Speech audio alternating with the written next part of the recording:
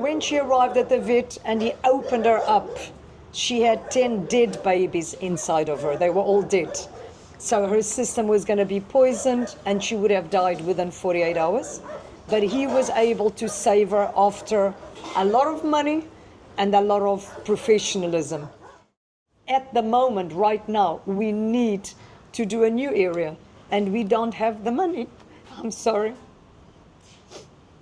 But I'm sure we will raise it very, very soon to buy some more posts and some more fencing, because our supporters are just wonderful. Thank you to all of you who help Tiny Shelter and who help these lovely animals. Without you, we could never do it.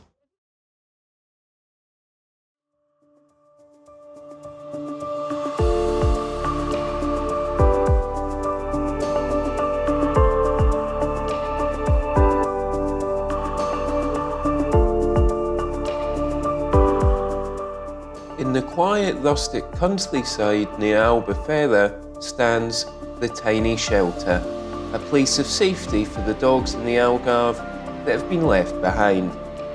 Founded by Isabel Searle, it's kept running by a small team of volunteers who give every spare moment to keep the animals safe and loved. When Oceanview Creations learned about their work, filmmaker Danny Russell wanted to visit to understand their world and to share it with others. This is their story. This is the Tiny Shelter.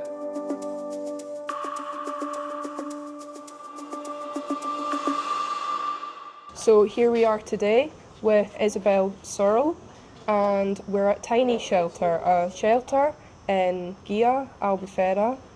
So, what inspired you to start the shelter? Well, approximately 13 to 15 years ago, here in Albufeira, I saw a dog in a terrible state, a female cross pit bull. She was full of mange, which is a horrible, horrible disease. And this poor dog was almost dead. And I had to rescue her. So I took her home. And then I started looking for a shelter for anybody that could help me, and there was nothing. So then I took her home. And then from there, I started realizing that there are so many abandoned dogs all over the Algarve that I thought I've got to start doing something to help these poor animals. Yeah. And then I started rescuing dogs also that were abandoned or that were mistreated. Yeah. Because unfortunately, we have a lot of mistreatment in Portugal, and the government does almost nothing to help. So I started having to put those dogs somewhere. I couldn't put them all in my house. So I opened the first Tiny Shelter, which was a little place where we just put up some pallets and a few fencing. And within 2 months, we had 20 dogs there. And that was the beginning of my journey in these worlds of rescuing and saving these poor animals that don't have a voice. So here you only rescue dogs, but am I right in saying that on your website you also help cat colonies and help people out that maybe can't afford medications and stuff like that? Absolutely. Here at Tiny Shelter at the moment, you will only see dogs. Yeah. However, we help any animal that we can. We have rescued horses. We've rescued donkeys that are left in the sun with no food, water, It's absolutely terrible. And it is obviously a lot harder to rescue horses and donkeys than dogs. And we help cats. If we see a cat that needs help, we help it. We take it to the vet. We help to sterilize. We find owners. So we don't have them at the shelter, but we help them. Yes. And when we go around and we find a dog that's mistreated or the owners are poor and they can't afford to feed the animals, we go there, we take them food, we take them medication, whether it's for cats or for dogs. So we help any animal that is in need. How do you inform people on how to treat animals correctly? As I'm sure many people don't truly know everything to help their animals. Absolutely. The biggest problem in Portugal, it's actually the ignorance of people, especially the older generation. They believe that if you just give water to a dog and throw it some food, put it on a chain and give it a small little house, that the dog is okay. When in fact, in this heat, being inside a little house like that, it can be 40, 50 degrees. Yeah. Many dogs die with the extreme heat. It's not necessarily because they're all bad people. Some, yes, are evil, They just don't understand. but some are just ignorant. They don't know any better. That's Yeah. all they've seen. So what we do is we try and appeal to their hearts, and we will say things like, put yourself in your dog's position. Look at him. Look how thirsty he is. Look how hungry he is. Look how hot he is. Would you like to be on that chain? We do that a lot in gypsy camps. We explain to them that the dogs need vaccinations, they need medication for ticks, deworming tablets. So we do a lot of educating Yeah. because I believe that's the most important thing. Yeah. If in school they actually started educating the children from small, we wouldn't have all this ignorance and people would know how to care for animals. So that's what we do. We try to teach owners how to treat the dogs better and the cats and the animals better. And normally that's the best route. But when that doesn't work, then we have to get the dogs out at any cost. Yeah. What's your top challenges with running a shelter, and what do you hope that people will take from this video? Well, the biggest challenge is the fact that we have no government subsidy. We do not get one single euro from the government. We're fighting for that. So the biggest challenge is lack of funds, lack of money to feed so many dogs, not just inside the shelter, but outside the shelter, and to medicate many dogs. Another challenge is, of course, vet fees. But that's the same thing. If we have money, we can pay the vet, because we have extremely high vet fees, because every single dog that comes into the shelter is treated, is vaccinated, they have to be dewormed, they have to have treatment for ticks and fleas, they have to make tests, and they all have to be sterilized. And this is only the normal costs. Then we have costs when dogs are really sick. They are a lot more expensive. So this is a very big challenge. Another challenge is that we don't have enough volunteers. There are very, very few volunteers for so many dogs. We need volunteers to help us inside the shelter, and we also need volunteers, but in this case they would have to speak Portuguese, who would be willing to help us outside the shelter, to go and help us when we are told there's a dog on a chain or there's a dog that's starving. In most cases, we need these volunteers to speak Portuguese if we have to speak to the owners. So we would like the public to be able to get more involved. Yeah. These are the biggest challenges. So if someone wanted to help, if someone wanted to volunteer or donate, how would they go about it and contact you? Well, it's very easy to contact us. We have a website, Tiny Shelter. We are also on Facebook. We have Instagram. We have a WhatsApp where we do not take phone calls because we wouldn't stop. But by going on our website, by going on Facebook, by going on our WhatsApp and leaving a message, a written message, we will always get back to you and let you know how you can help. So how many animals have you rescued throughout the years? Okay, on record, we have 1,470 odd. And how many of those were rehomed?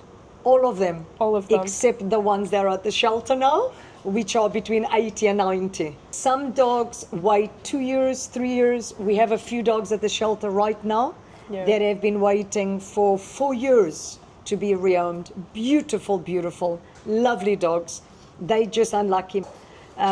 So we do have a few. that have been at the shelter and are part of the 90 that have not been rehomed. But apart from that, we've rehomed almost 1,500 dogs to very good families. Because when somebody adopts a dog from us, we do a house check. We go and make sure that people can look after the dog. We're not talking about money. We look for security for the dog, to make sure the dog is safe with a closed area. And we look for love, that people are animal lovers. And that's what we search for. And I'm proud to say that in all these years, we probably only had to go and get back 4 or 5 dogs in all these years.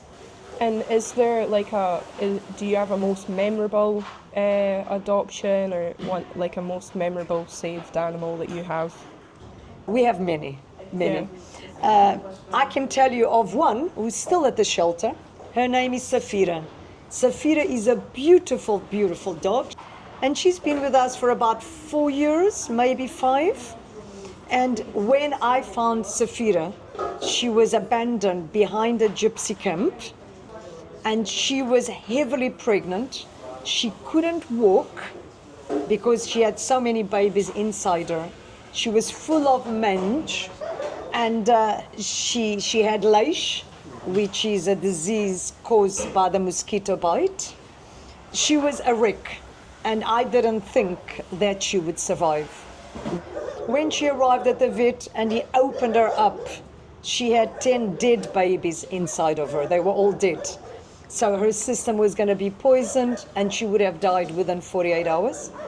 But that's one of the many, many stories that we have of the before and after. It's unbelievable what love and care and medication can do for a dog. Okay, here we have Safira. Hello, my darling. Safira is the doggy that we rescued that was heavily pregnant, almost dead. And now she has kidney failure, but she thinks that she's a puppy. Hello, Safira. Come here, my baby. Come here. Look. How are you today, my baby? You want a little treat, you do. Oh, you're such a good girl. She's such a good girl. She thinks she's very healthy and that she's going to live forever. How do you manage to get all the supplies like food and medical? Is it all from donations or? Every single thing in this shelter is from donations. Yeah. I spend my life begging on Facebook for people to help. And so many, many kind supporters help us. And this is the only way that we run this shelter, with donations. Fortunately, we are lucky that so many people know the work we do. They know the sacrifices we make. They know how we struggle with everything, and they very, very kindly help us, fortunately. For example, one thing that we need is maintenance. At the moment, right now, we need to do a new area, and we don't have the money. I'm sorry. But I'm sure we will raise it very, very soon to buy some more posts and some more fencing, because our supporters are just wonderful. Thank you to all of you who help Tiny Shelter and who help these lovely animals. Without you, we could never do it. I need to say this. We have the most wonderful volunteers in this shelter. So I am so grateful to the wonderful team of volunteers that we have. We could never ever do it without them. Never. Linda! This is an angel. I was talking to you about volunteers. There are angels. She is an angel. She helps the doggies so much. We're so grateful. So grateful. All right. So now at the moment the doggies are they've all been eating. Some of them are sleeping because it's really, really hot. We have over there Rex and Mel. Their family was evicted. Their owners were evicted. And for that reason, they had nowhere to go, so we had to take them. Over here, we have Dipso. Lovely, lovely Dipso. We rescued him. He was in a terrible state, blood all over his ears. His owner would not take him to the vet. He shares the box with Dave. Dave is a dog that's very, very traumatized. He's been with us for around 3 to 4 years. Inside here, you will see in the background Dave, the dog that was very, very badly treated. Therefore, he's still traumatized. You will see him in the back there. He's very, extremely scared. Look at him. He's petrified of human beings. This is after almost 4 years of being with us. It's okay, Dave. There you go, my baby. This is the result of the evilness of human beings, unfortunately. Some dogs never recover. He's one that may never recover, unfortunately. But we try. At least he still has love. And he's safe with us. That's all that matters. And this little girl, Julia and Violetta. Julia, we rescued her. She had many puppies, about 8 puppies. Hello, Julia. And all her puppies have been adopted. It's just her that needs a good home. She's a lovely little girl, aren't you, Julia? Julia Linda? Yes. Are you looking for a nice home? Are you wondering why your turn has not arrived yet, my girl? Oh, and this is Dino. Dino was found chained with no water, no food, like a skeleton. Oh, yes. Oh, so many kisses. Okay, we're going to another box now where there are 5 doggies. They, of course, also looking for owners. The girl in the back, Princesa, when we rescued her, her intestines were out of her tummy. We actually carried her into the car and we had to hold her intestines because she had a huge cut in her tummy. We don't know if it was an accident. We don't know if people hurt her on purpose, but we carried her to the vet, literally dying. But she had surgery and she's fine. She's just a little bit nervous of humans, a little bit timid, but she's health-wise, she's very healthy. This is an emergency area in the ruin that we've made when we have emergencies and we have nowhere to put them. This is Billy Senior. He has been abandoned for years and years, and he was living in a neighborhood in Ferreira's Albufeira. Look how nervous he is. We've only had him for 1 week, and his ear is totally destroyed, as you can see. His ear is really bad. He has anemia, he has tick bite fever, and he may have leish. So now it's a long road to recovery.